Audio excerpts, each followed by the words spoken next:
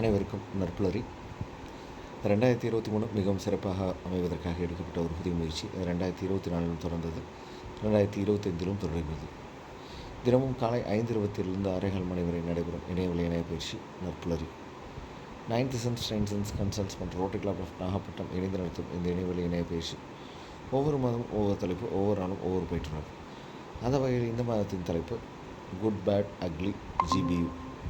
இந்த தலைப்பின் கீழ் ஒவ்வொரு நாளும் ஒவ்வொரு ஆளுமே மிகச்சிறப்பாக தங்கள் கருத்துக்களையும் அனுபவங்களையும் வழங்க இருக்கின்றனர்.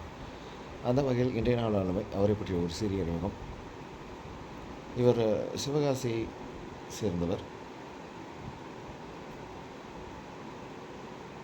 இவர் ஒரு பள்ளியின் தலைமை ஆசிரியர்.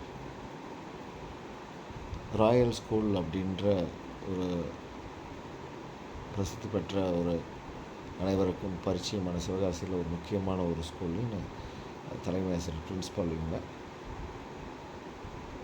தனி மனித மேம்பாடு மற்றும் பயிற்சித்துறை மேலே உள்ள தீராத ஒரு ஆசையினாலும் காதலினாலும் பயிற்சித்துறையில் தன்னை ஈடுபடுத்தி கொண்ட ஒரு நபர். பல பயிற்றுனர்கள் தன்னை இந்த தளத்தில் இணைத்து கொள்ள வேண்டும் என்று நினைக்கக்கூடிய ஒரு முக்கியமான தளமான பஞ்ச் குருகுலத்தின் சான்றிதழ் பெற்ற பயிற்றுனர். ஸோ அதில் பரிச்சயமான நபர் எனக்கு. ஸோ அதன் பிறகு பார்த்திங்கன்னா பஞ்ச் குருகுலத்தில் தொடர்ந்து நிறைய பயிற்சிகள் எடுத்துகிட்டு வந்துட்டு நபர். குறிப்பாக ரோட்டரி அண்ட் ரயிலா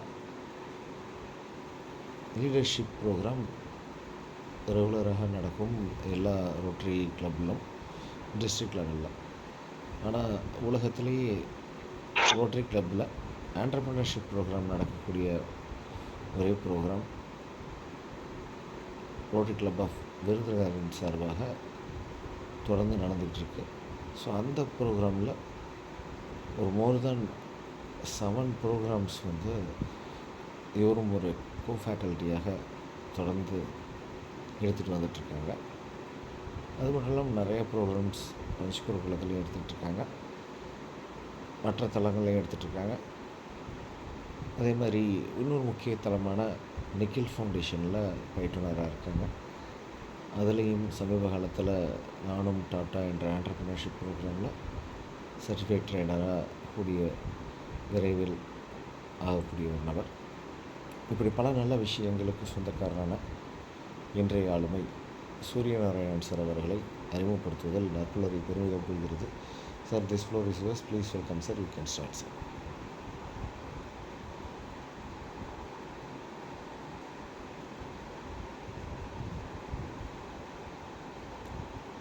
சூர்யா சார் மியூட்டில் இருக்கீங்கன்னு நினைக்கிறேன். நீங்கள் அன்மியூட் பண்ணி பேசலாம் sir. So good morning. Voice கேட்குதா எல்லாத்துக்கும்? நல்லா கேட்குது சார். So thank you again. நற்புலரிக்கு இன்வைட் பண்ண கோவரன்சன் சாருக்கு நன்றி. ஒரு நல்ல ஒரு intro. Thanks sir. So good bad ugly அது சொன்னோன்னு எனக்கு அந்த அஜித் படம் தான் எல்லாத்துக்குமே ஞாபகம் வரும். பட்டு நம்ம நற்புலரியில் அந்த டாபிக் வந்தோடனே நான் எங்கே போய் சர்ச் பண்ணேன்னா, நம்ம ப்ளூ சட்டை மாறன் எல்லாத்துக்குமே தெரிஞ்சிருக்குன்னு நினைக்கிறேன், சினிமா விமர்சகர். அங்கே தான் போய் பார்த்தேன் இந்த குட் பேட் அக்லி படத்தை பற்றி அவர் என்ன ஒரு கமெண்ட் சொல்லியிருந்தாருன்னு சொல்லிட்டு. ஸோ அது ஒரு 4 to 5 minutes நல்ல ஒரு காமெடி செஷனாக போச்சு எனக்கு. ஸோ அதே இதை அந்த குட்டு பேட் அக்லி அப்படிங்கிற அந்த வாசகம்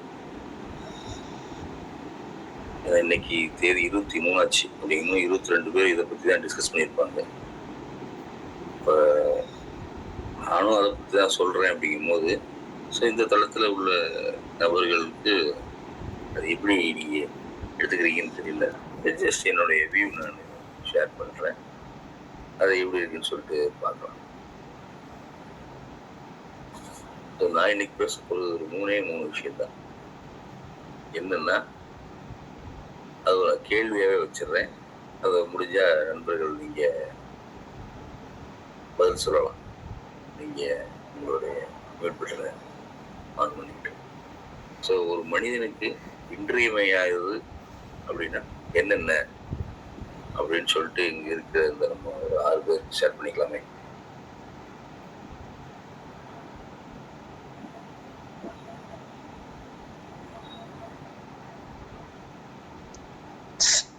ஐயா வணக்கம். வணக்கம். அடிப்படையா உணவு, உடை, உறைவிடம்ங்கிறது உணவு முறை ஆரம்ப காலங்கள்ல இருந்து அது இன்றியமையாதது, தேவையானதுன்னு சொல்லுவாங்க. ஆனா இன்றைய வாழ்க்கையில அறம் சார்ந்த, நெறி சார்ந்த வாழ்க்கை வாழ்வதற்கான எல்லா வழிகளா நமக்கு கிடைக்கிறதும் இன்றியமையாததுதான். மகிழ்வா வாழ்றதுக்கும் அந்த இன்புட் எந்த சோர்ஸ்ல இருந்து வந்தாலும் அதுவும் இன்றியமையாதுன்னு நினைக்கிறேன் நான். Thank you sir. ஸோ வேற யாரும் கமெண்ட்ஸ்ல விரும்புறீங்களா? அதாவது இன்றைய வாழ்வுக்கு ஒரு மனிதனுக்கு இல்லை நமக்கு இன்றியமையாதது எது எது அப்படின்னு வேற எதுவும் ஆட் பண்ண முடியுமா இதுல? ஆரோக்கியமான வாழ்வு sir. Okay, good health. Super, thank you sir. So okay, so நாம் இன்னைக்கு செஷன் அந்த 2 சரவணன் சாரும் வீரசேகரன் சார் சொன்ன மாதிரி உணவு, உடை, இருப்பிடம், அப்புறம் ஒரு ஆரோக்கியமான உடல். ஸோ இதை வச்சு நம்ம மூவ் பண்ணலாம். இன்னைக்கு நம்ம உணவு எடுத்துக்கிடுவோம். ஸோ உணவு எப்படி ஒரு நல்ல உணவா முன்னாடி இருந்தது? ஸோ நான் என்னுடைய லைஃப்ல எடுத்துக்கிறேன். எனக்கு ஒரு 40 வயசு ஆகுது. அதுக்கு முன்னாடி நான் எங்க அப்பாவை பார்த்து வந்துட்டு, அப்பா மீன்ஸ் நம்ம ஐயா அப்படின்னு கூப்பிடுவாங்க. ஸோ அவங்க என்ன மாதிரி உணவு எடுத்தாங்க? நான் காலேஜ் படிக்கிற வயசுல சரி, இப்போ ரீசெண்டா எங்க ஐயா இறக்குறதுக்கு முன்னாடியும் சரி, அவங்க எவ்வளோ உணவு அளவு சாப்பிட்டாங்க அப்படின்னா அந்த அளவு கூட என்னையால சாப்பிட முடியாது. நான் 30 வயசு 35 வயசுல சாப்பிட்ட உணவுடைய அளவு அவங்களுடைய 70 வயது 72 வயதுல அளவு என்னால சாப்பிட முடியல. அதே மாதிரி டைப்ஸ்,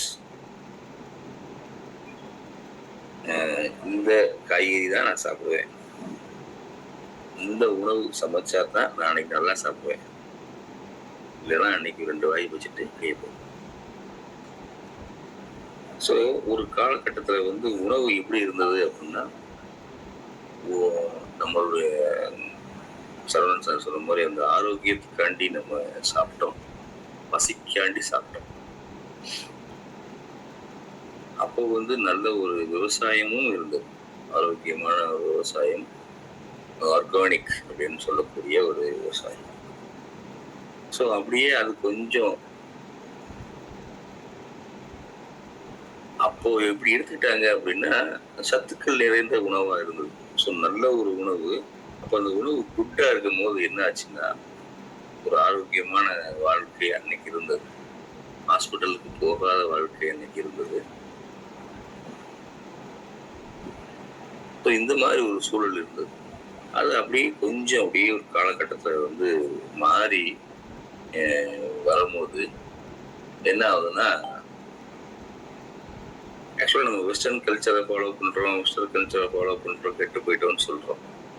ஆனால் முக்கியமாக அந்த சாப்பாடு விஷயத்துலையும் உடை விஷயத்துலையும், ஆனால் சாப்பாடு விஷயத்தில் அவங்களுடைய கிளைமேட்டுக்கு ஏற்ற மாதிரி அவங்களுடைய உணவு எடுத்துக்கிறாங்க, குவாலிட்டியான ஃபுட் எடுத்துக்கிறாங்க. அப்போ அதே உணவை நம்ம கிளைமேட்டுக்கு எடுத்தோம்னா அது ஒத்துக்குமா ஒத்துக்காதா அப்படின்னு நாம திங்க் பண்றது இல்லை. இன்னொன்னு, அது அவங்க குவாலிட்டியா தயார் பண்றத நாம நம்மளுடைய ஏஷியன் கண்ட்ரிஸோ இல்லை இந்தியாலேயோ எக்கனாமிக்கலா அதிகமா செலவழிச்சோம்னா அதை நான் சாப்பிட முடியாது. அப்ப என்ன ஆச்சு, ஹோட்டல்ஸுடைய எண்ணிக்கை எல்லாம் பெருகுது. அப்ப அப்படி வரும்போது என்ன ஆகுதுன்னா, உணவு பழக்க வழக்கங்கள் மாறுது. அப்ப உணவு பழக்க வழக்கங்கள் மாறிடுச்சுன்னா ஆட்டோமேட்டிக்கா நம்ம ஒரு ஆரோக்கியமான உடல் நமக்கு கிடைக்குமா அப்படின்னா இல்லை. ஸோ அப்போ குட்டா இருந்த நம்ம உணவு அப்புறம் நமக்கே அது பேடா மாறுது. இப்போ அது பேடுல இருந்து இன்னைக்கு எப்படி அது அக்லி அப்படின்னு ஸ்டேட்டஸ்க்கு போகுது. அக்லி அப்படின்னா நம்ம அசிங்கம் அப்படின்னு நினைக்கணும்னு அவசியம் இல்லை, நமக்கு தேவையில்லாதது அப்படின்னு கூட நம்ம நினைக்கலாம். அது என்னைக்கு இப்போ அந்த ஃபுட்டு வந்து எப்படி ஒரு குட் பேட் அப்படி அடுத்த ஸ்டேட்டுக்கு போயிடுச்சுன்னா, ஃபார் எக்ஸாம்பிள் இன்னைக்கு நான் இருக்கிறது சிவகாசி, விருதுநகர் மாவட்டம். ஸோ விருதுநகர் மாவட்டமும் சரி, மதுரை, எனக்கு தெரிஞ்சு நான் சொல்றேன், ஹோட்டல்ஸ் அதிகமான அளவில் இருக்கிறது எங்க ஏரியாக்கள்லன்னு நான் சொல்லுவேன். அதுவும் பார்த்தீங்கன்னா நான் காலேஜ் படிக்கிற காலத்தில் 2000 இந்த மாதிரி சமயத்தில் 2 மாதத்துக்கு 3 மாதத்துக்கு ஒருக்க தான் நான் பசங்க ஹோட்டல் போவோம். அதுக்கு முன்னாடி நான் எனக்கு விவரம் தெரிஞ்சு எப்போ நான் ஹோட்டல் போக ஆரம்பிச்சேன்னா, from my 8th standard onwards. அது வீட்டுக்கு தெரியாம ஸ்கூலுக்கு போகிறதுக்கு 50 பைசா டெய்லி எனக்கு பாக்கெட் பண்ணி. அப்போ அந்த 50 பைசாவை திங்கள், செவ்வாய், புதன், வியாழன், வெள்ளி 5 நாள் ஸ்கூல். 5 நாள் நான் சேர்த்து வச்சா தான் 2 ரூபா 50 பைசா கிடைக்கும். அப்போ நான் 10 நாள் சேமிச்சு வச்சா தான் 5 ரூபா எனக்கு கிடைக்கும். ஒரு ஹோட்டல்ல ஸ்பெஷல் தோசை 5 ரூபா. ஸோ நான் 20 நாள் சேமிச்சு வச்சா தான் எனக்கு 10 ரூபா கிடைக்கும். நான் அந்த கடையில் வீட்டுக்கு தெரியாம அந்நியாரமே போய் வாக்கபிள் டிஸ்டன்ஸ் தான் நடந்து போய் யாரும் தெரிஞ்சவங்க வந்துட்டாங்களா வரலையா அப்படின்னு பார்த்துட்டு, இல்லை வீட்டில் சொன்னாங்கன்னா அண்ணே அடிப்பானே, அம்மா தட்டுவாங்களே, அப்படி இருந்தது. 2 ஸ்பெஷல் தோசை, 3 சட்னி, 3 வாட்டி 4 வாட்டி சாம்பார் வாங்கி சாப்பிட்டேன் 8th ஸ்டாண்டர்ட். அப்போ காலேஜ் டேஸில் ஃப்ரெண்ட்ஸ் எல்லாம் போய் சாப்பிட்டோம். அதுக்கப்புறம் 2018-19 பார்த்தீங்கன்னா அதிகமான ஒரு வருஷத்துக்கே 300 நாள்லாம், ஒரு 100 நாள் 120 நாள் வந்து நைட்டு. ஏன்னா பிகாஸ் அந்நேரம் சில சோசியல் ஆர்கனைசேஷனில் இருந்தேன். அப்போ ஏதோ ஒன்றா மீட்டிங்ஸ் அங்கே அது இதுன்னு சொல்லிட்டு ஒரு 3 வருஷத்துக்கு 150 நாள் நைட்டு வந்து ஹோட்டல் தான். ஸோ இன்னைக்கு நான் என்னை பற்றி சொல்கிறேன். அப்போ மற்றவங்களை பற்றி நீங்கள் திங்க் பண்ணிக்கோங்க. ஸோ இந்த 2020-21 அப்படியே நான் எல்லா ஆர்கனைசேஷன்லேருந்து அப்படியே வெளியே வந்தேன். பஞ்ச் குரூப்புக்கு மட்டும் சேர்ந்தேன். அப்படியே இப்போ அங்கே ட்ராவல் பண்ணிட்டு இருக்கேன். அதனால 21க்கு அப்புறம் மோஸ்ட்லி ஹோட்டல்ஸ்லாம் ரொம்ப ரேர் என்னைய பொறுத்தவரை மட்டும். பட்டு நான் இந்த ஒரு 10-15 வருஷத்துக்குள்ள பார்க்குறேன் அப்படின்னா, ஸோ 3 மாதம் 4 மாதத்துக்கு ஒரு ஆட்டி ஹோட்டலுக்கு போன மக்கள் இன்னைக்கு டெய்லி, வாரம் டெய்லி ட்வைஸ் எ டே ஃபுல்லாக நைட் சாப்பாடு ஹோட்டல் தான்.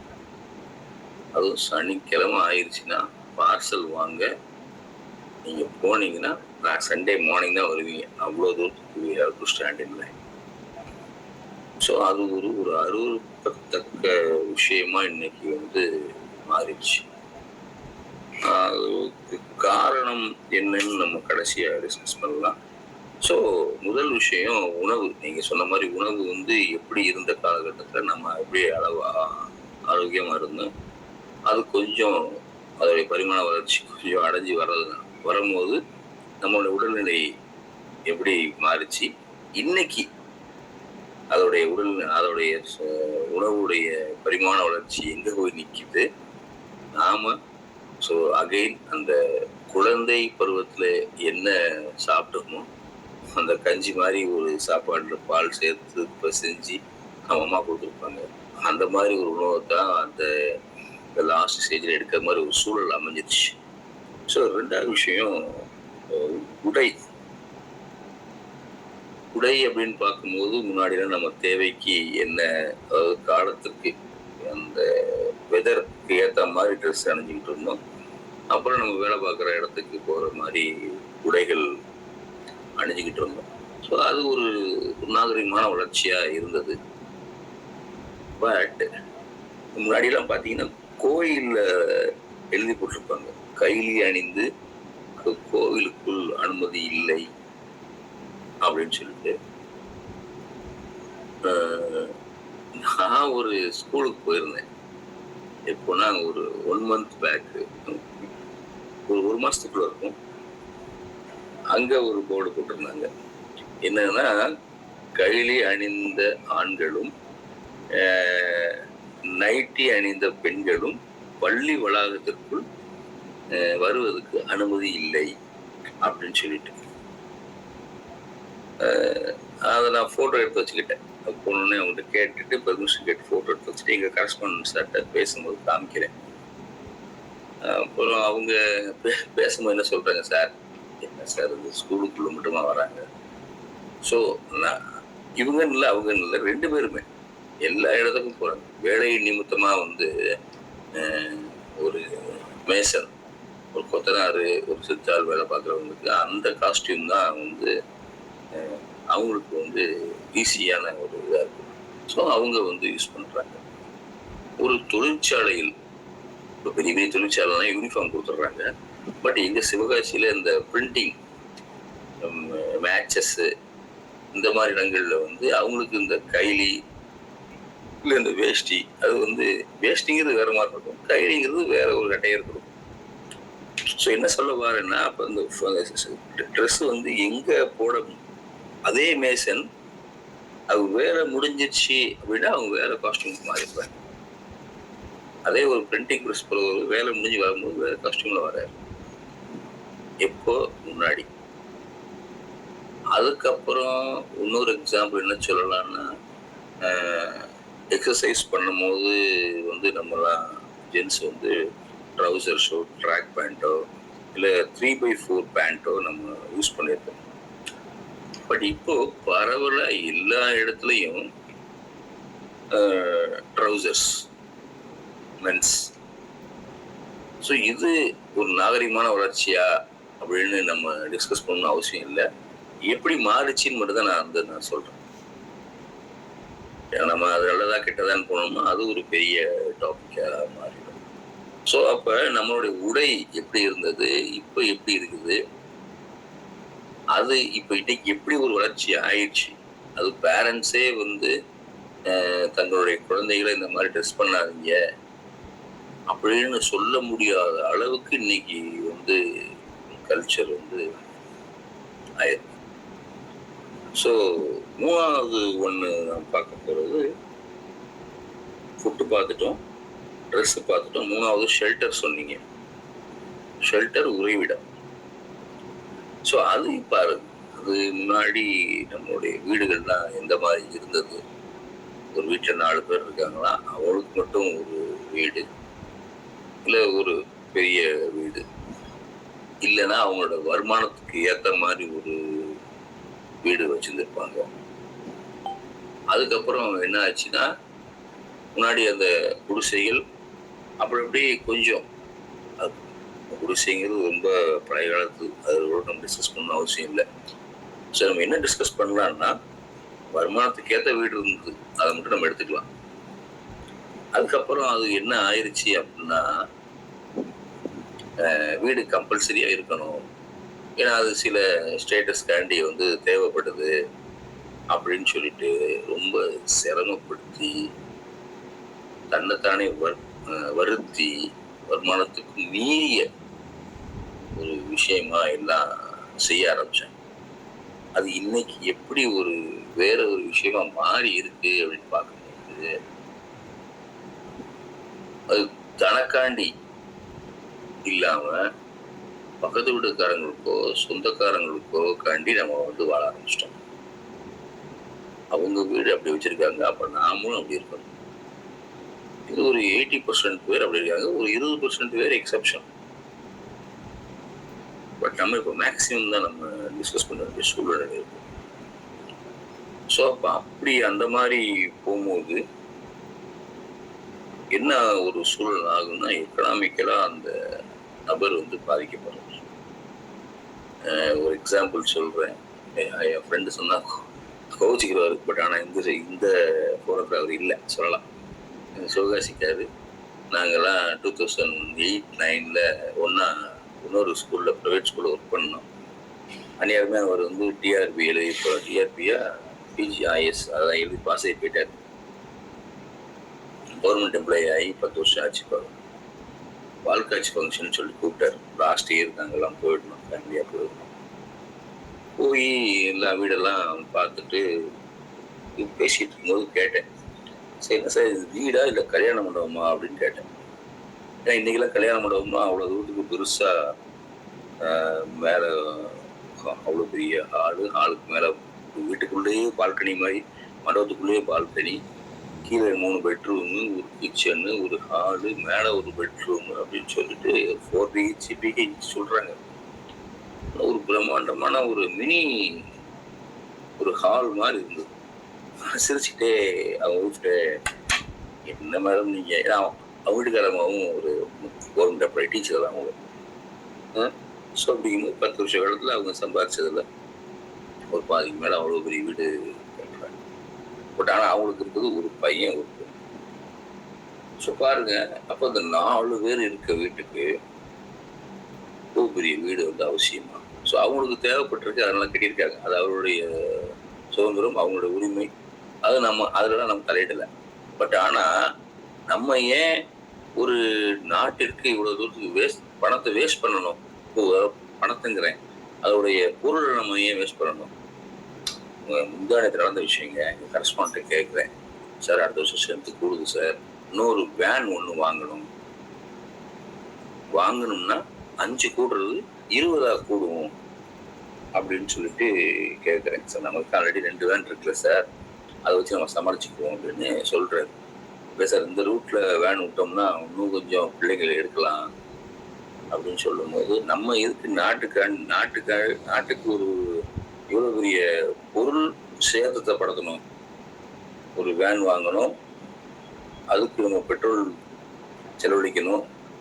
இவ்வளோ பெட்ரோல் எங்கிருந்து வருதுன்னு மக்களுக்கு கிடைக்க வேண்டிய நம்ம யூஸ் பண்ணணும். 2 வேனை வச்சு நம்ம சமாளிச்சுக்குவோம், அவ்வளோதான். தேவையான தான் யூஸ் பண்ணுவோம், தேவையான யூஸ் பண்ண வேண்டாம் அப்படின்னு சொல்கிறார். இப்போ இங்கே பாருங்க, இங்கே அப்படியே உள்டாவா அங்கிட்டு வந்து நடக்குது. ஸோ அப்போ ஒரு மனிதனுக்கு தேவை என்னது? 4 பேரும் படுத்தாலும் ஆளுக்கு ஒரு ரூமு, ஒரு ஹாலு, ஒரு கிச்சன், அது போக எவ்வளோ எம்டி ஸ்பேஸ். இது இன்னொரு எக்ஸாம்பிள் சொல்கிறேன்.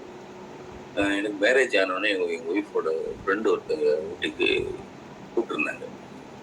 கல்யாணம் முடிஞ்சோன்னு இந்த சாப்பாடுக்கெல்லாம் கூப்பிடுவாங்கல்ல, அந்த மாதிரி அவங்க ஜஸ்ட் வீட்டுக்கு கூப்பிட்டுருந்தாங்க. அங்கே போய் பார்த்தோம்னா எப்படியும் கீழே பெரிய ஆப்செட், மேலே அப்படியே வீடு. ஆப்செட் அப்படின்னா எப்படியும் ஒரு 20,000 ஸ்கொயர் ஃபீட் கீழே இருக்குங்க, கீழே மட்டுமே. அது அப்படியே மேலே வீடு. யோசிச்சு பாருங்க, 20,000 ஸ்கொயர் ஃபீட், 20,000 ஸ்கொயர் ஃபீட்னால எவ்வளோ வந்துருச்சு? 4,000 10 ரூபா. அப்படியே மேலே வந்து வீடு. அப்போ அந்த வீட்டில் 2 ஃபேமிலி இருக்காங்க. அண்ணன் தம்பி, 2 ஃபேமிலி. அண்ணன் ஒய்ஃபு, அண்ணன் பிள்ளைங்க, தம்பி ஒய்ஃப், 2 பிள்ளைங்க. அப்புறம் ஒரு 6 மாதம் கழிச்சு பார்க்குறேன், அவங்க வேற ஏரியாவில் இருந்து வண்டியில் வர்றாங்க. நான் இப்போ வண்டி கிட்டேருந்து வரீங்கன்னு சொல்லி கேட்கும்போது, இல்லை சார் நாங்கள் வீடு மாதிரி இந்த பக்கம் வந்துட்டேன், நான் எங்கள் சொந்த வீடை விட்டுட்டு இங்கே வந்துருக்கீங்கன்னு கேட்குறேன். அந்த வீடை என்னால் தூத்து பெருக்கி க்ளீன் பண்ணி எனக்கு மெயின்டைன் பண்ண முடியல. நான் அவ்வளோ பெரிய வீடுங்கும் போது ஃபுல்லி டைல்ஸு, ரூம்ஸ், அவங்களால மெயின்டைன் பண்ண முடியல. குனிஞ்சு நிமிந்து வேலையெல்லாம் பார்க்க முடியல. அதனால் நான் 5,000 ரூபா வாடகைக்கு வாடகை வந்துட்டேன்னு சொல்லி அப்போ சொன்னாங்க. இப்படி போய் அங்கே தான் இருக்கிறாங்க, அந்த வீட்டுக்கு ஒன்றும் போகல. ரீசெண்டாக கூட நான் பார்த்தேன். ஸோ அப்போ தேவைக்கு அதிகமாக எப்படி ஒரு பாருங்க, ஒரு உறைவிடம் அப்படிங்கிற இடம் வந்து இன்னைக்கு எப்படி மாறிடுச்சு. இன்னைக்கு பொருளாதார வல்லுநர் என்ன சொல்றாங்க, ஒருத்தருடைய மிடில் கிளாஸ் ஒரு ஜாப் கோயருடைய பெரிய கனவு என்னவா இருக்குன்னா ஒரு சொந்த வீடு. ஆனா அவங்களுடைய சேலரியை பொறுத்து தான் அவன் வீடு வாங்கணும்.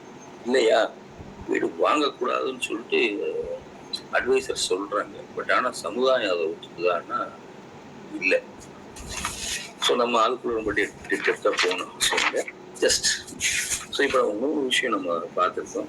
ஸோ இதை பற்றின உங்களுடைய கமெண்ட்ஸ் ஏதாவது இருந்தால் சொல்லலாம், இல்லை நம்ம அடுத்தது மூவ் பண்ணலாம். சார் எவ்வளோ நேரம் பேசணும்? 5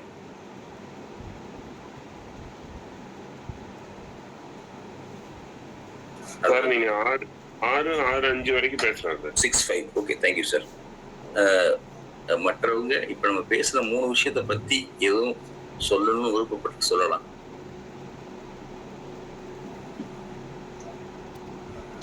இதுவரை சரியா சொல்லிருக்கீங்க சார். 3 விஷயங்களையும் என்ன மாற்றங்கள் ஏற்பட்டிருக்கு அதை பத்தி கரெக்டா சொல்லிருக்கீங்க. Okay, thank you sir. வீல் சைலன்ஸ். சூப்பர். ஃபீட்பேக்ல தெரிவிப்பாங்க சார் நீங்க மற்ற செய்திகளுக்கு. இல்ல சார், ஃபீட்பேக் இல்ல, இந்த பாயிண்ட்ஸை பத்தின விஷயங்கள் அதான். Okay, thank you. நான் அடுத்ததுக்கு மூவ் ஆகிறேன். இது ஏத்துக்கிற மாதிரி தான் சார். அருமையான இதுவா தான் இருக்கு. சூப்பரா இருந்தது சார். கண்டிப்பா. தேங்க்யூ. ஸோ இந்த 3 விஷயங்கள், ஏன்னா இது 3மே எல்லாத்துக்குமே நம்ம தேவைப்படுது. அதனால நான் இந்த 3 பாயிண்ட்டை முதல்ல யோசிச்சது, அதை நீங்களுமே எனக்கு கரெக்டாக எடுத்து கொடுத்தீங்க. ஸோ அப்போ இதை எப்படி நம்ம கரெக்ட் பண்ணலாம் அப்படிங்கிறதுக்கு முன்னாடி, அப்போ இது ஒரு ஆசையா இல்லை பேராசை மூலியமா இதெல்லாம் மாறிடுச்சா? ஒரு மனிதனுடைய ஆசையினால இதெல்லாம் ஒரு ஃபுட்டு அது முதல் நல்ல விஷயமா வந்து அப்போ ஒரு கெட்ட விஷயமா மாறி அப்புறம் ஒரு தேவையில்லாததோ இல்லை நீங்கள் அவங்க சொன்ன மாதிரி டாபிக்ல இருந்த மாதிரி அக்லி அப்படிங்கிற இதுக்கு போயிடுச்சா அப்படின்னு பார்க்கும்போது, என்ன ஒரு விஷயம் இருந்தா இதெல்லாம் சரியா இருக்கும் அப்படின்னு பார்த்தோம்னா ஒரே ஒரு வார்த்தை தான். ஸோ அந்த வார்த்தை இன்னைக்கு எல்லா இடத்துலையும் இருந்துச்சு. எல்லார் இடத்துலையும் ஓரளவுக்கு மேக்சிமம் இருந்துச்சுன்னா நம்ம ஒரு நல்ல ஒரு சுற்றுச்சூழல் நமக்கு அமையும் அப்படின்னு நினைச்சு அந்த வார்த்தையை சொல்றேன். Self discipline. ஸோ இந்த வார்த்தை செல்ஃப் டிசிப்ளின் அப்படிங்கிற ஒரு வார்த்தை நம்ம வாழ்க்கையில இருந்துச்சு அப்படின்னா நம்ம இந்த குட்டுக்கும் பேடுக்கும் உள்ளே இருந்துருவோம். பேடுக்கே மேக்சிமம் போக மாட்டோம். குட் அண்ட் பேடுக்குள்ளேயே நம்ம இருப்போம் ஒவ்வொரு விஷயத்துலையும். Self discipline. ஒரு படத்துல ஏதோ கூட விஜய் படத்துல கூட கம்யூனிஷன்னா என்னன்னு கேட்கும்போது எனக்கு 4 இட்லி இருக்கு, 3 இட்லி போதுன்னா மீதி ஒரு இட்லி உணர்வுன்னு ஏதோ சொல்லுவாரு. அது மாதிரி எனக்கு தேவையானது இவ்வளவுதான்.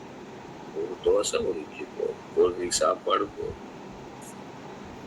அப்படின்னு ஒரு செல்ஃப் டிசிப்ளின் எடுத்துக்கிட்டோம் அப்படின்னா நம்ம ஹாஸ்பிட்டல் பக்கம் போகணும்னு அவசியமே இல்லையே.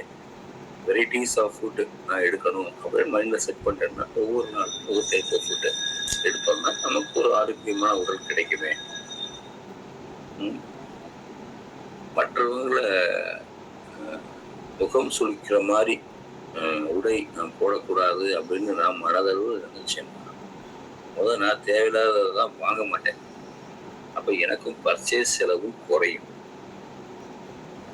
இன்னைக்கு உணவு பத்தி பேசினாலே அது பெரிய டாபிக்.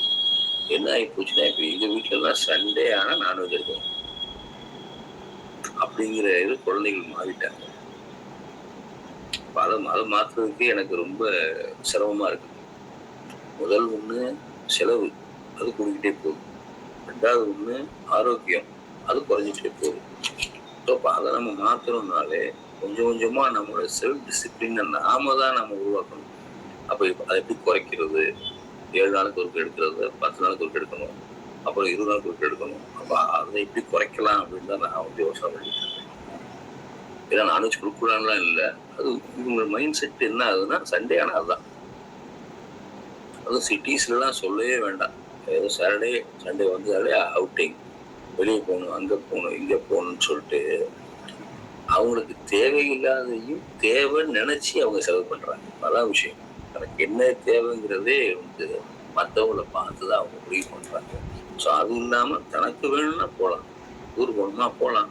அது அவங்க போயிருக்காங்க, இவங்க போயிருக்காங்க, பக்கத்து போயிருக்காங்க, எதிர்த்து போயிருக்காங்க, ஆஃபீஸில் சரி போயிருக்காங்கன்னா நம்ம கம்பார்ட்மெண்ட் விஷயமே இல்லை. ஸோ அப்போ அந்த ஃபுட்டு, ஷெல்டர் அதே மாதிரி தான் வீடும். அது சொந்த வீடாக சார் தான் புதுசாக எனக்கு புதுசாக வேணும் வைக்கணும். அது பண்ணணும். நமக்கு வேணும் அப்படிங்கும்போது நம்மளுடைய சத்து பொறுப்பு நாம செஞ்சுக்கலாம். ஸோ அப்போ அந்த செல்ஃப் டிசிப்ளின் அப்படின்னு ஒன்று இருக்கும்போது எல்லாமே வந்து ஒரு ஆரோக்கியமான விஷயமா நமக்கு வந்து இருக்கும், அமையும்.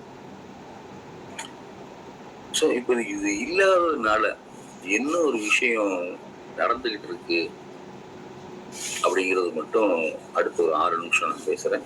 மணி இப்போ 5:59, 6:05 முடிச்சேன். ஸோ இது எல்லாத்துக்கும் என்ன ஒன்று பிரச்சனையாகி இப்போ நிற்கிதுன்னா, இந்த இம்பார்ட்டன்ஸ், முக்கியத்துவம் அப்படிங்கிறது இன்னைக்கு இந்த ஜென்ரேஷன் ஜென்சி அப்படின்னு சொல்றாங்க. நான் பார்த்துட்டு இருக்கோம், ஸ்கூலில் பார்த்துட்டு இருக்கேன்.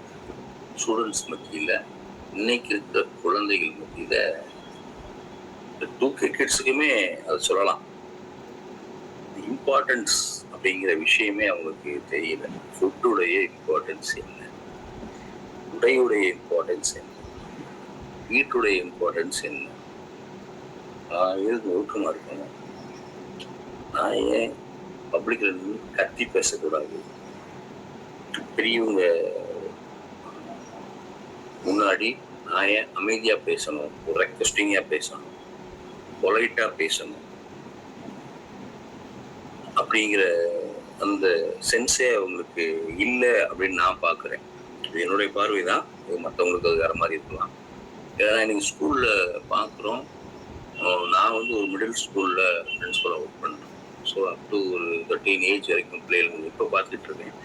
பிஃபோர் 12 இயர்ஸ் வந்து கம்ப்யூட்டர் சயின்ஸ் +2 கிளாஸ் டீச்சர் வரைக்கும் ஒர்க் பண்ணியிருக்கேன். ஸோ அப்போது பார்த்த ஸ்டூடெண்ட்ஸும் இப்போது ஒரு டிகேடுக்கு அப்புறம் ஸ்டூடெண்ட்ஸை பார்க்குறேன். ஸோ அவங்களுடைய மனநிலை எல்லாமே மாறி போயிருக்கு. முன்னாடிலாம் பார்த்தீங்கன்னா எனக்கு நல்லா ஞாபகம் இருக்குது. நான் 11th படிக்கும்போது பஸ்ஸில் ஏறி தான் ஸ்கூலுக்கு ஒரு 5 கிலோமீட்டர் கழிச்சு தான் ஸ்கூலுக்கு போனேன், கவர்மெண்ட் ஸ்கூலுக்கு. அங்கே இறங்கி பஸ்ஸில் இறங்கி ஸ்கூலுக்கு நடந்து போனேன். அப்போ ஆப்போசிட்டில் யாராச்சும் டீச்சர் ஸ்டாஃப்ஸ் யாராவது டீச்சர்ஸ் வந்துட்டாங்கன்னா நான் ஆப்போசிட்டில் போகவே மாட்டேன். அப்படியே வேற பாதையோடு சுற்றி போயிடுவேன். அது வந்து ஒரு பயம் கலந்த ஒரு மரியாதை. இன்னைக்கும் எங்கள் அண்ணன் வந்து என்னை ஏதாவது சொல்கிறாங்கன்னா நான் ஒன்றும் சொல்ல மாட்டேன், ஏற்று பேச மாட்டேன். நான் சரி அப்படின்ட்டு போயிடுவேன். எங்கள் அண்ணிட்டையோ இல்லை எங்கள் அம்மாட்டையோ இல்லை எங்கள் ஒய்ஃப்டையோ நீ இப்படி சொல்கிறான் அப்படின்னு சொல்லி இங்கே பேசுவேன் இல்லையா. பட் அவங்க முன்னாடி நான் இன்ன வரைக்கும் நான் ஏற்று வந்து பேசுறதே கிடையாது. மேபி அஃப்கோர்ஸ் இங்கே இருக்கிற எல்லாருமே அப்படிதான் இருக்கும்னு நினைக்கிறேன். பிகாஸ் அந்த ஏஜ் கேட்டகரி நம்ம தான் இருப்போம். பட் ஆனால் இன்னைக்கு குழந்தைகள் எப்படி இருக்கிறாங்க அப்படின்னு நம்ம இப்போ நீங்களாம் பார்த்துட்டு இருக்கீங்க. அதை நான் ரொம்ப சொல்லணும்னு அவசியம் இல்லை. ஸோ அவங்க கெட்டு போகிறதுக்கு காரணம் வந்து இன்னைக்கு இருக்க 30s to 40s, 50s to 60s மக்கள் தான். அவங்களும் ஒரு பெரிய காரணம், ப்ளஸ் மீடியா ஒரு பெரிய காரணம். ஸோ அதனால நாம் அந்த செல்ஃப் டிசிப்ளின் அப்படிங்கிற ஒரு விஷயத்த நமக்குள்ள கொண்டு வந்துட்டோம்னா நம்மளையும் சரி நம்ம சார்ந்தவரும் சரி இந்த பேட் அண்ட் நக்லியில் இருக்கிற ஸ்டேட்டஸ் வந்து குட்டா மாறுறதுக்கு ஒரு என்ன சொல்றது பெரிய ஒரு கீயா இருக்கும் அப்படின்னு சொல்லிட்டு மட்டும் நான் பேசுறேன். இன்னொன்று, அந்த குழந்தைகள் மாறினது பார்த்தீங்கன்னா சில படத்துலையும் சரி சில மீம்ஸ்லையும் காமிச்சிருப்பாங்க. தாத்தா பாட்டிகள் வந்து அப்பா அம்மாவா இருக்கும்போது அவ்வளோ ஸ்ட்ரிக்டா இருந்த அப்பா அம்மா தாத்தா பாட்டியா மாறும்போது டோட்டலா ஒரு டிராஸ்டிக் சேஞ்ச், அப்படியே உள்டாவா இருக்கும். அவ்வளோ தூரத்துக்கு அப்பா ஸ்ட்ரிக்டா இருந்தவர் அந்த பையனுக்கு ஒரு பையன் இருக்கு வந்துட்டான்னா அந்த பேர குழந்தைக்காண்டி இவருடைய என்னது எல்லாத்தையும் செல்ஃப் எஸ்டீமா இருந்தாலும் சரிதான், வாட் எவர் மேபி எல்லாத்தையும் விட்டுட்டு அந்த குழந்தைக்காண்டி தாத்தாவாடி தாத்தா முன்னாடி மேலே கால் போட்டு உட்காரு, யார் சொல் பேச்சு கேட்காத, என்ன வேணாலும் சொல்லு, நான் வாங்கி தரேன், நான் செஞ்சு தரேன் அப்படின்னு சொல்லிட்டு, அதாவது அவங்க குழந்தைகள் மேல செல்லம் கொடுக்குறேன் அப்படின்னு ஒரு விஷயத்த செய்யறேன்னு சொல்லிட்டு அந்த குழந்தைக்கு தேவையில்லாத செஞ்சுட்டாங்க. வேற ஒண்ணும் கிடையாது. அவங்களுடைய வசதி வாய்ப்புக்கு ஏத்த மாதிரி அந்த குழந்தைக்கு ஒரு குச்சி மிட்டாய் தான் பிடிச்சிருக்கும், ஒரு செருப்பு தான் பிடிச்சிருக்கும். ஆனா 10 செருப்பு வாங்கி கொடுக்கும், போற இடமெல்லாம் ட்ரெஸ் வாங்கி கொடுக்கும், போற இடமெல்லாம் ஸ்நாக்ஸ் வாங்கி கொடுக்கும். அப்ப ஒவ்வொரு விஷயத்தையும் அது அதிகப்படியான அளவுல அந்த குழந்தைக்கு கொடுத்ததுனால அந்த குழந்தைக்கு இன்னைக்கு முக்கியத்துவம்னு என்னன்னே தெரியல, பணத்துடைய அருமை தெரியல, வேல்யூ தெரியல அப்படின்னு தான் சொல்ல வரேன். ஒரே ஒரு விஷயம் தான் வேல்யூ. ஸோ நான் கடைசியா என்ன பேசி கன்க்ளூட் பண்ண வர்றேன் அப்படின்னா, இந்த உணவு தான் நம்ம நீங்க 22 நாள் ஏகப்பட்ட விஷயம் டிஸ்கஸ் பண்ணியிருப்பீங்க. பட் இருந்தாலும் இன்னைக்கு நம்ம பார்த்த விஷயங்கள் 3 தான்: உணவு, உடை, உறைவிடம். ஸோ இந்த 3 விஷயத்துல நம்மளுடைய வாழ்க்கையிலும் சரி, நீங்க பார்த்தது, பார்த்து முடிச்சது, பார்த்துக்கிட்டு இருக்குது, இப்போ நடந்துகிட்டு இருக்கிறதும் சொல்லுவோம், எப்படி மாறி இருக்குன்னு நமக்கே தெரியும்.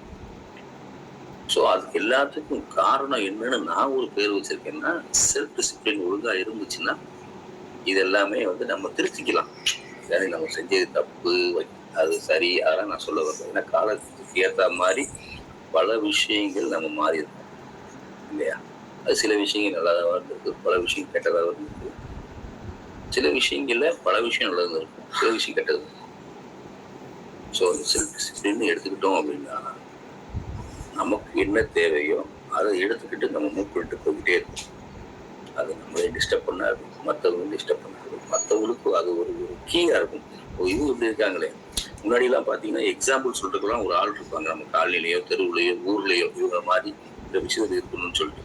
நம்ம அப்படிலாம் தேடி பார்க்கறது, கோடியில ஒரு ஆளை தேடுறது கூட ரொம்ப சிரமமா இருக்கு அப்படின்னு சொல்லிட்டு இன்னைக்கு வாய்ப்பளித்த நற்பொருள் டீமுக்கும் குமரேசன் சாருக்கும் ஒரு மிக்க நன்றியை தெரிவிச்சுட்டு அடுத்த ஒரு நல்ல நிகழ்ச்சியில் சந்திக்கலாம். நன்றி, வணக்கம். Thank you so much Suryanarayanan sir. இன்றைக்கி ஒரு அருமையான நாள் தொடக்கத்தை வழங்கிய இன்றைய நாள் பயிற்றுனருக்கு நற்புலரின் சார்பாக மனமார்ந்த நன்றியினை வெளிப்படுத்துகிறோம். தொடர்ந்து இன்று பிறந்தநாள், திருமண நாள், சுப நிகழ்ச்சிகள் கொண்டாடுற நபர்கள் யாராவது இந்த தளத்தில் இருந்தால் சொல்லலாம் சார். என்னுடைய மகன், மூத்த மகன் ஈஸ்வர், அவருக்கு பிறந்த நாள் இன்னைக்கு. உங்களுடைய வாழ்த்துக்களை வேண்டுகிறேன். Super super sir, super sir. Ramesh sir அவர்களின் புதல்வன் ஈஸ்வர் அவர்களுக்கு, மூத்த மகன் ஈஸ்வர் அவர்களுக்கு நற்புலரின் சார்பாகவும் என்னுடைய சார்பாகவும் மனமார்ந்த பிறந்தநாள் நல்வாழ்த்துக்கள். எல்லா செல்வங்களும் பெற்று நீண்ட ஆயுளோட ஆரோக்கியத்தோட நல்ல ஒரு வளமான வாழ்க்கை வாழ்வதற்கு மனமார்ந்த வாழ்த்துக்கள். தொடர்ந்து பின்னோட்டம் வழங்க விரும்புகிறவங்க ஹேண்ட் ரைஸ் பண்ணலாம். கூடவே ரமேஷ் சார் அவர்களின் புதல்வன் ஈஸ்வர் அவர்களுக்கு வாழ்த்துக்களையும் தெரிவிக்கலாம். ரமேஷ் சார், முதலாவதாக நீங்கள் ஹேண்ட் ரைஸ் பண்ணியிருக்கீங்க, நீங்கள் அன்வைட் பண்ணி பேசலாம் சார். அனைவருக்கும் நற்புலரி. என்னுடைய மகனுக்கு வாழ்த்துக்கள் தெரிவிக்கும் அனைவருக்கும் ஒரு நன்றியை தெரிவித்துக் கொள்கிறேன். தெரிவிக்க இருக்கும் அனைவருக்கும் நன்றி தெரிவித்துக் கொள்கிறேன். தெரிவித்த ஃபவுண்டர் அவர்களுக்கும் நன்றி தெரிவித்துக் கொள்கிறேன். இன்னைக்கு செஷன் பார்த்தீங்கன்னா ரொம்ப சிம்பிள். பேசிக் நீட்ஸ் அப்படின்னு சொல்ற விஷயத்தை கையில எடுத்து மிக அழகாக கொண்டு போயிருக்கிறார். அது எங்க ஒரு அக்லியான கல்ச்சரல் மூமெண்டா மாறி இருக்கு அப்படின்னு சொன்ன விதம் ரொம்ப ரொம்ப அருமை. நேற்று கூட ஒரு ஃபேமிலி ஃபங்க்ஷனுக்காக என்னுடைய ரிலேட்டிவ் ஒருத்தர் வந்திருக்கிறாங்க. ஷார்ட்ஸோட அந்த ஃபங்க்ஷன் ஃபுல்லா அட்டன் பண்றாரு. அவர் ஒன்றும் சின்ன பையன் கிடையாது. He is 55. எதுக்குன்னா அவர் சார், கார் ஓட்டுறதுக்கு இதை விட சௌரியமான ஒரு ட்ரெஸ் எதுவும் கிடையாது அப்படின்ற அளவுக்கு இன்னைக்கு அது நியாயப்படுத்துற அளவுக்கு நிலைமைகள் மாறி இருக்கு அப்படின்னு சொன்னா மிகையாகாது. ஒரு சௌரியத்துக்காக வந்த விஷயம் இன்னைக்கு எல்லா இடத்துலயும் போட ஆரம்பிச்சாங்க ட்ரெஸ் கோடு. ஒரு கோவில்ல ட்ரெஸ் கோடு ஃபாலோ பண்றது கிடையாது, ஸ்கூல் வரும்போது ஃபாலோ பண்றது கிடையாது, ஸ்கூல்ல குழந்தைகளை சரியான ட்ரெஸ் கோடோட வருது கிடையாது. ஆணும் சரி பெண்ணும் சரி, 2 பேருமே நம்ம சொல்றேன், தனிப்பட்ட முறையில் நம்ம சொல்ல விரும்பலை. ஷார்ட்ஸோட ஸ்கூல்ல கொண்டு வந்து விடுறது, நைட்டியோட கொண்டு வந்து விடுறது, இது எல்லாமே மோசமான நிகழ்வுகள் நல்லா சுட்டி காமிச்சிருக்கிறாங்க. ஸோ இதில் பார்த்தீங்கன்னா நிறைய விஷயங்கள் நம்ம ரோல் மாடலாக இருந்தது, நம்ம குழந்தைகள் அந்த ட்ரெஸ் கோடை ஃபாலோ பண்ணும் அப்படிங்கிற ஒரு விஷயத்தை இங்கே பதிவு பண்ணுறேன். ரெண்டாவது விஷயம், அந்த நிறைய பொருள்கள் வாங்கி சேர்க்கறது, வீடு கட்டுற விஷயங்கள் பற்றி சொன்னீங்க.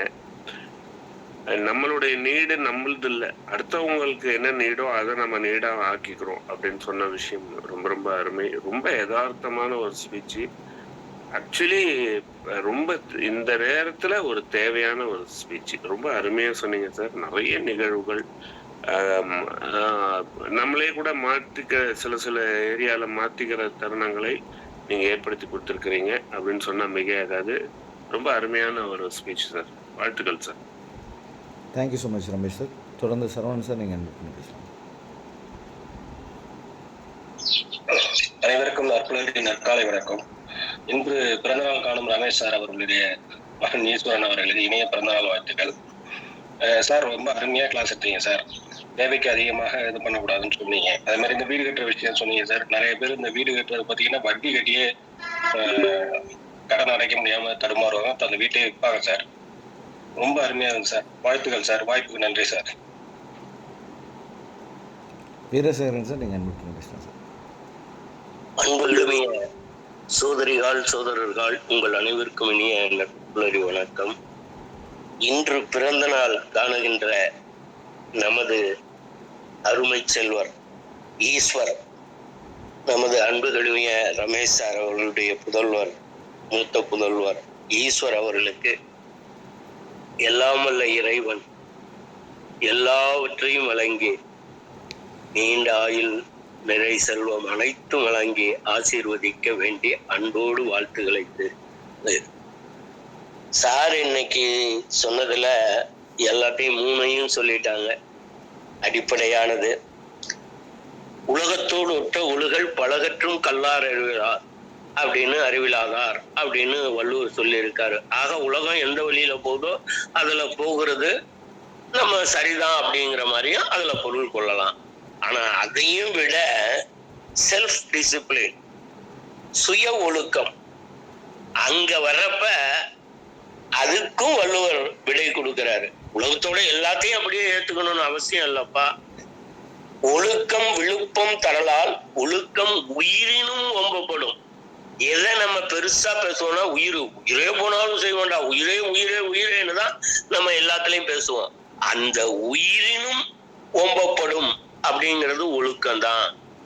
இதை நம்ம நினைச்சோம்னாலே சுய ஒழுக்கம், சுய கட்டுப்பாடு, எது தேவை எது தேவையில்லை, இதுல எப்படி செய்யணும், இது நமக்கு ஒத்து வருமா, இப்படி சுயமா. இது செல்ஃபிஷ் இல்ல, செல்ஃப் டிசிப்ளின். செல்ஃபிஷ்னஸ் வேற மாதிரி போயிடும், சுயம்னா. அதை தாண்டி இது சுய ஒழுக்கம்ங்கிறதுல மிக அருமையா சொல்லியிருக்காங்க. மிக நல்ல பொழிவு. அன்போடு வேண்டுகிறோம், அடிக்கடி வாருங்கள் ஐயா, உங்கள் அமுதத்தை தாருங்கள். நன்றி நன்றி வீரசேகரன் சார். சரவணன் சார் நீங்கள் திருப்பி ஹேண்ட் ரைஸ் பண்ணியிருக்கீங்க.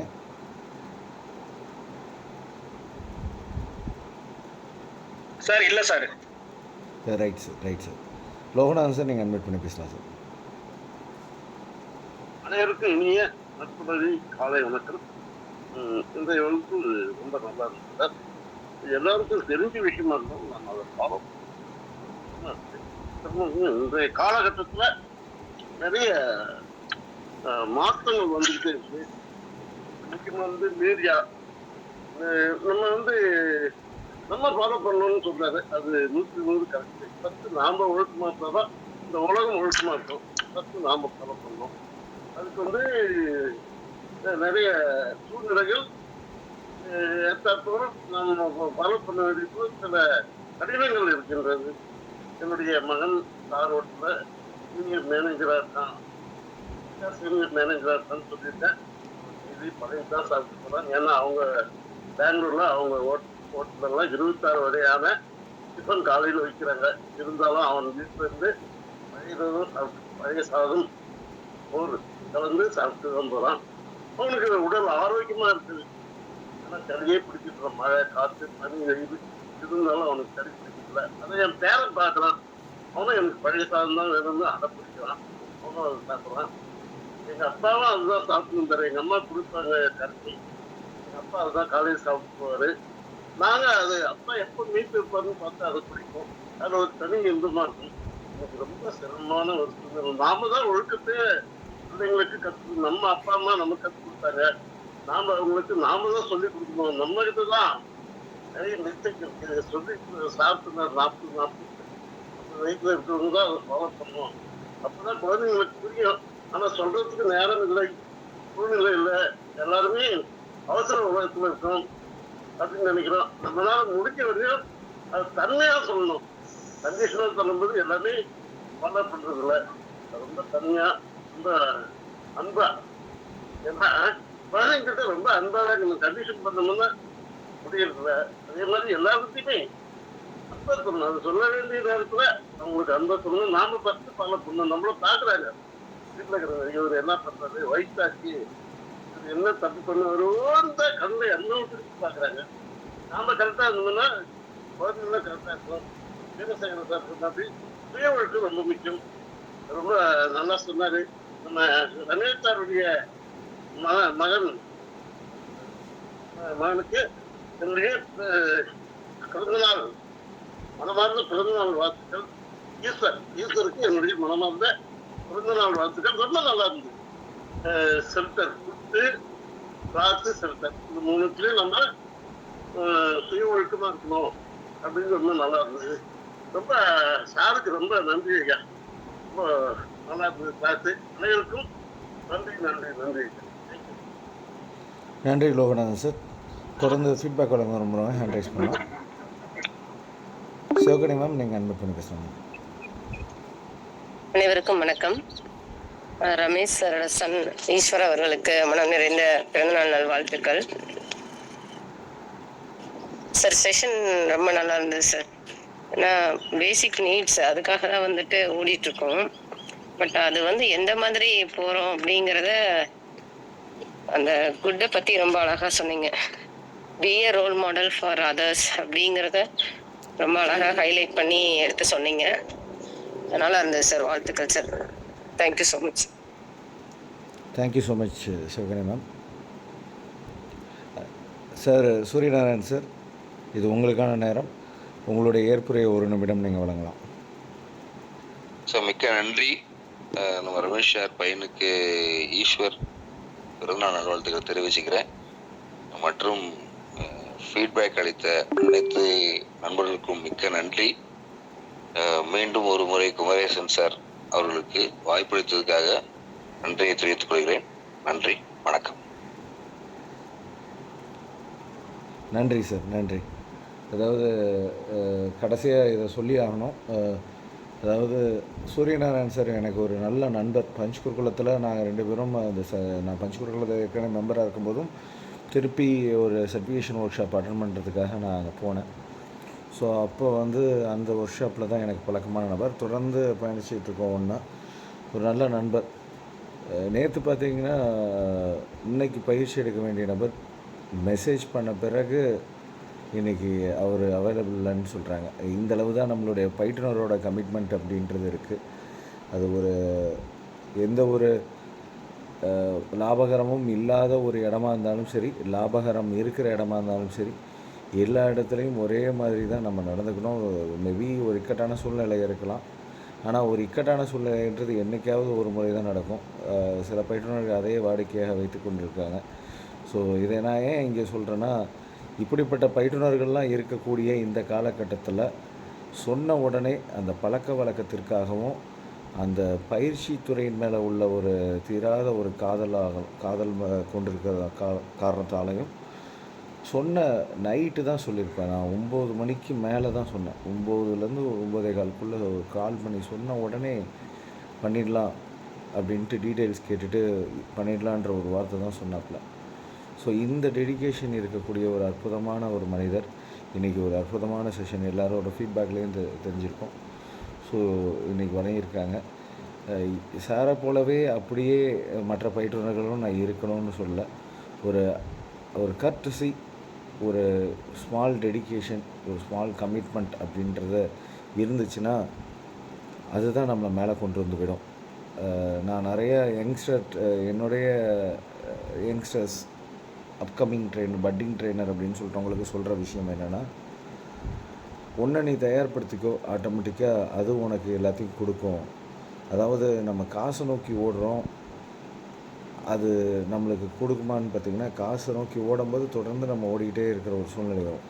அதுவே நம்ம ஒரு பர்பஸ் அப்படின்ற விஷயத்தை நோக்கி ஓடணுன்னா அது காசை நம்மளுக்கு தேடி கொடுக்கும் அப்படின்னு சொல்லுவாங்க.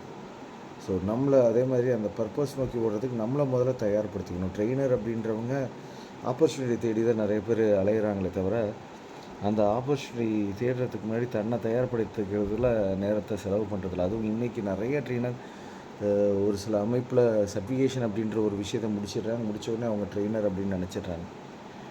ஸோ அது கிடையாது ட்ரெயினர் அப்படின்றது. ஃபுல்லி கமிட்டட், ஒவ்வொரு நாளும் ஒவ்வொரு நிமிஷமும் அந்த நபராகவே வாழ்கிறாங்க அப்படின்னு சொல்லுவாங்க. அந்த மாதிரி வாழ்ந்தால் தான் ஒரு பிஸ்னஸ்மேன் சக்ஸஸ்ஃபுல்லாக ஆகிறதுக்கு காரணம், அவங்க தூங்கும்போது கூட அவங்க பிஸ்னஸ்மேனாக தான் தூங்குறாங்க. ஸோ அதனால தான் ஒரு பெரிய பிஸ்னஸ்மேனாக ஆகுறாங்க. யார் ஒவ்வொரு நிமிஷமும் தன்னுடைய ப்ரொஃபஷனாகவே வாழ்கிறாங்க. அதுக்காக பர்சனல் லைஃப்பை நான் டிஸ்டர்ப் பண்ணிவிட்டு வாழ சொல்ல, அது தனி. ஆனால் எந்நேரமும் தன்னுடைய சிந்தனை தன்னோட தொழில் மேலே இருக்கும்போது அந்த தொழில் வெற்றி அடையுது, அந்த தொழிலில் பெரிய ஆள் ஆகிறாங்க அப்படின்றது உண்மை. ஸோ அப்படிப்பட்ட ஒரு விஷயத்தை தொடர்ந்து செஞ்சுக்கிட்டு இருக்கிற சூரியநாராயணன் சார் அவர்களுக்கு மீண்டும் ஒரு முறை நற்புலரின் சார்பாக மனமார்ந்த நன்றியுடன் தெரிவிச்சுக்கிறோம். தொடர்ந்து மீண்டும் ரமேஷ் சார் ஹேண்ட் ரைஸ் பண்ணியிருக்காங்க. Sir please sir. நன்றி சார், மீண்டும் வாய்ப்பு கொடுத்ததுக்கு. என்னுடைய மகன் ஈஸ்வரின் பிறந்த நாளுக்காக வாழ்த்து தெரிவித்த அனைத்து நல்லுள்ளங்களுக்கும் ஒரு நன்றி தெரிவிச்சுக்கிறேன். நன்றி. நன்றி சார்.